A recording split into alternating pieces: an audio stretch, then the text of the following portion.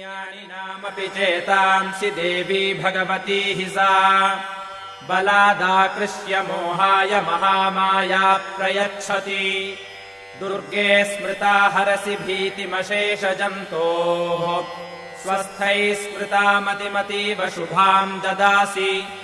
दारिद्र्यदुःखभयहारिणिका त्वदन्या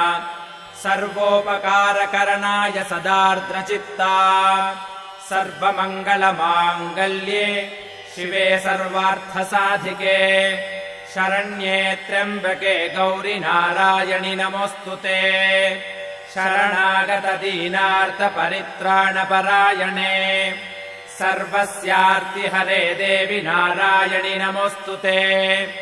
सर्वस्वरूपे सर्वेशे सर्वशक्तिसमन्विते भयेभ्यस्त्राहिनो देवि दुर्गे देवि नमोऽस्तु ते रोगानशेषानपहंसि तुष्टारुष्टातु कामान् सकलानभीष्टान् त्वामाश्रितानाम् न विपन्नराणाम् त्वामाश्रिताह्याश्रयताम् प्रयान्ति सर्वाबाधा प्रशमनम् त्रैलोक्यस्याखिलेश्वरि एवमेव त्वया कार्यमस्मद्वैरिविनाशनम्